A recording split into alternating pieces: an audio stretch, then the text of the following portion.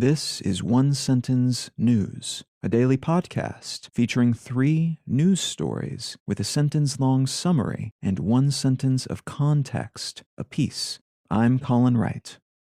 This is a sponsored message. I've been using Anchor as my podcast host for a while now, and it's been a pleasure to use. Anchor offers benefits that most other hosts do not. It's free to use, but it also has a collection of tools that allow you to create a podcast completely within the Anchor website or smartphone app. They distribute your show to Apple Podcasts, Spotify, and all the other distribution channels without any additional effort on your part, and you can make money from your podcast without any minimum audience size. So you can use it as a more traditional podcast host like I do, but it's also got everything you need to start a podcast from scratch. If you're keen to give it a shot, download the free Anchor app or go to anchor.fm to get started. It's Wednesday, June 15th, 2022. Let's talk about the news. From Bloomberg, UK sparks EU ire with bill to override parts of Brexit deal. The British government has released a proposed piece of legislation allowing it to unilaterally rewrite the majority of the Northern Ireland Protocol, which was agreed with the European Union in 2019, and which has been the source of a whole lot of tension between the UK and EU since it went into effect at the beginning of 2021. The Northern Ireland Protocol basically established rules for checking goods and documents between Great Britain, which consists of England, Scotland, and Wales, and Northern Ireland, which is the only part of the UK that shares a land border with an EU nation, the Republic of Ireland.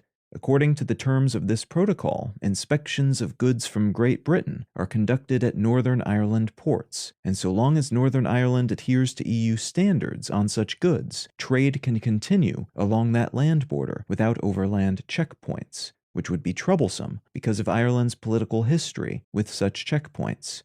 The UK government is saying that this approach is causing problems, and they want to change the terms of the deal, which they say is allowed when done to, quote, safeguard an essential interest, end quote, while the EU says it's not okay for a national government to change the terms of an international agreement, and if the UK government does so, there will be consequences. From the Associated Press, Iraqi leaders vow to move ahead after dozens quit parliament.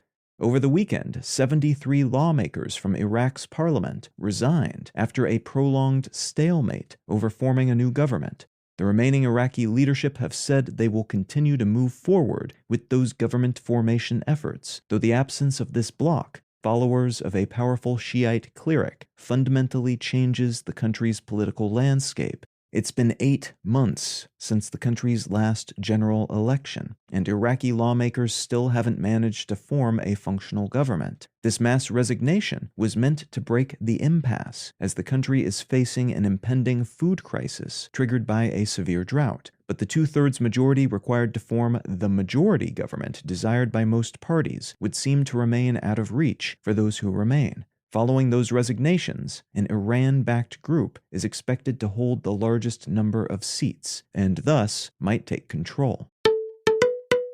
And from Reuters, South Korea truckers end strike. Government agrees to extend pay guarantee. In the wake of an 8-day strike, truckers in South Korea have agreed to return to work immediately following a tentative agreement between their union and the nation's transport ministry to extend a minimum pay guarantee and to review the expansion of trucker fuel subsidies. In total, it's estimated that the South Korean economy took a $1.2 billion hit in lost output and unfilled deliveries during the strike. Union representatives say the agreement they reached is a positive thing, despite the sacrifices made to reach it, and many non-union drivers supported the strike as well, citing rising fuel costs as their motivation to demand a higher floor on earnings.